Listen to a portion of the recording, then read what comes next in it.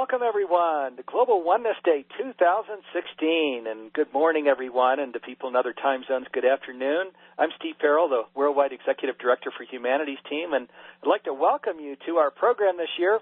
We have a truly exciting program in store this year. For the first time, we're using the Amplifield platform. Amplifield is a web and mobile application that facilitates people from all across the globe to meditate, pray, and heal together. We think you'll notice the difference in the acoustics and the overall experience as well. We have an enormous listening audience who have registered for Global Oneness Day and who are participating live during today's program. I also want to thank the thousands who are participating in on-the-ground programs, including church events, programs in Mexico and Argentina, global rhythm circles, and other community events. This is our 7th year celebrating Global Oneness Day, and we've grown our number of registrations and listeners each year. Over 200,000 have registered to participate during this time frame. Thank you to each of you for helping Global Oneness Day become our Earth Day for an awakened humanity. This year we have 17 programs spanning over 12 hours. Today we'll also be making an important announcement about the Conscious Business Initiative that includes our partners, the Club of Budapest, the Goy Peace Foundation, and the Fowler Center for Business as an agent of world benefit out of Case Western Reserve University. Be sure to tune in to the Conscious Business Revolution panel that's at 4:30 Pacific time today to hear details. Today's program will go beginning to end without interruption. We are very grateful to the amazing speakers who are freely giving of their time today. You can see the panel descriptions and the speakers on the schedule page on the globalonenesssummit.org website. Check it out and join us for the programs that you like best, or even better, stay with us all day. If you miss any of today's sessions for a limited time, you can enjoy a free playback. We post playbacks to the website within 24 hours and then keep them up for 48 hours. Even better, by purchasing one of the Global Oneness Day 2016 upgrade packages, you don't have to take notes. You can enjoy all of these sessions at any time and share them with friends. For a limited time, there is a $100 discount on the 2 upgrade packages. To learn more, visit globalonenesssummit.org and select the upgrade button at the top of the page. Also, if you're a business person and you're called to be part of the Conscious Business Revolution, you can register to become a certified Conscious Business Agent. You'll find details on the specials page at the top of the Global Oneness Day site. And again, that's globalonenesssummit.org. Okay, I'd now like to bring in our very special guest who is joining me for the Global Oneness Day opening ceremony, Michael Bernard Beckwith. And thank you for joining us, Michael, for this opening ceremony. Oh, it is my joy to be with you, Steve. You're doing a great job.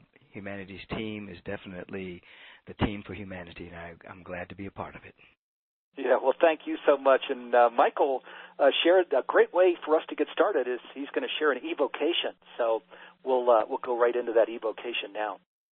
Thank you so much. I invite everyone just to come to a complete stop, particularly the individuals who are not driving, to just become still for a moment. To place your feet firmly on the ground with your back erect without being rigid. And with every breath that you take, begin to be aware that you're living, moving, and having your beingness in a divine presence of love and peace and beauty and joy, intelligence. Infused with this presence because you're living, moving, and having your beingness in it.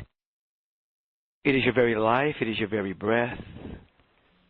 And from a pure sense of gratitude, we leap and expand our awareness of thanksgiving and appreciation that we exist, that we are alive.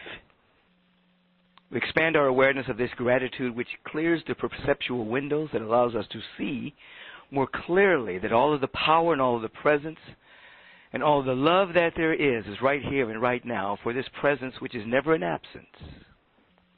Does not divide itself into parts. It is everywhere, fully present. It is from this awareness of gratitude, unity, and pure recognition of the presence that I evoke the love, the beauty, the intelligence, and speak the word for this opening ceremony. That it becomes a powerful opening through which thousands and thousands and thousands of people recognize their oneness with the divine, are able to grow in the consciousness of compassion for this time in human history and beyond, and they're able to embrace the entire planet in our consciousness and call forth that dynamic peace, the dynamic love, the dynamic wholeness and well-being, and a world that works for the highest and best within us all. This session is blessed. All sessions following us are blessed exceedingly well. And everything is working together for our individual and collective good. I see it. I say what I see. And I give thanks that it is done. And so it is. Amen. Now so be it. Amen and amen. Woo!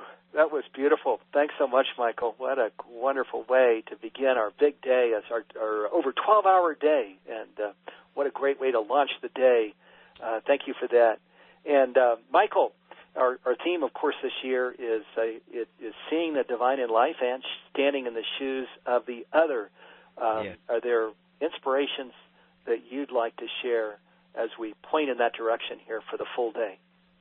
Well, I think, first of all, when we're talking about being in the divine, we're talking about, as I like to say, the presence, which is never an absence. It's everywhere in its fullness, as I mentioned in the evocation. And each of us are duly not only connected to this presence, we're emanations of it. And we have a mandate to reveal this presence in our thought, our word, and our deeds, so that the presence becomes visible through our life. Now, the sub-theme of standing in the shoes of the other, I think, is very powerful for two reasons. One, that's a definition of compassion. That as we grow, develop, and unfold, and we enter into the vibratory frequency of forgiveness and releasing resentment and animosity, we grow into the frequency of compassion, where we're absolutely able to, as our Native American brothers talk about, able to walk a mile in the moccasins of another. We're able to walk in the shoes of another, which means we're able to see others' perspectives, their positionalities, how they see life. And as we allow ourselves to do that, we naturally grow in compassion. Now, we have to have a modicum or an activation of compassion in order to build the kind and just global society, the society that works for the highest and best within us all. Because if we're just narrowly focused on our own perceptions and our own perspectives, then we leave over 7 billion people out. And so walking in the shoes of another, which is the highest stage of forgiveness that I teach. You know, you can forgive, you can forgive, you can forgive. And you can release animosity. But at a certain point, the culmination of forgiveness is when you're absolutely able to see through the eyes of another being and see who they were when they did what they did and all the ramifications thereof.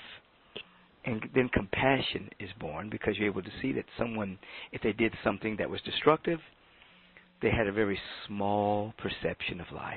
We have to have compassion on that. And sometimes we're able to see that they had no evil intention.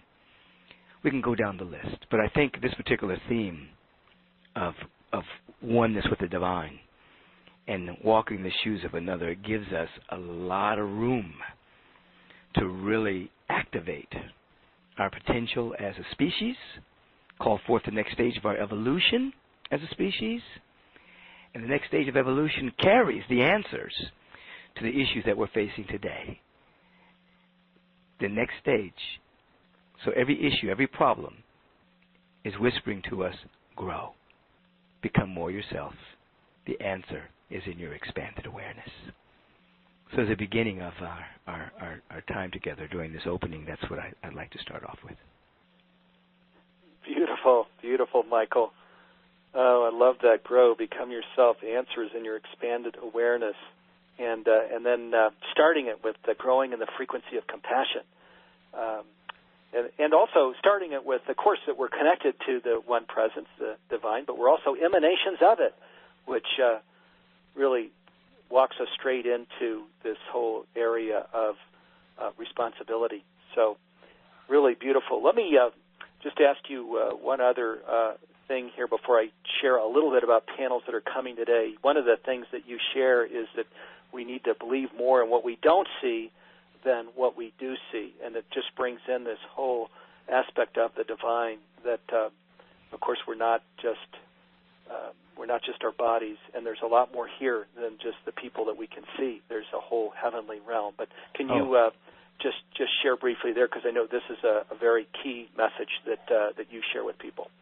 Absolutely. The full statement is when we believe more in what we don't see than in what we do see, And what we do see, we won't see, and what we don't see, we will see.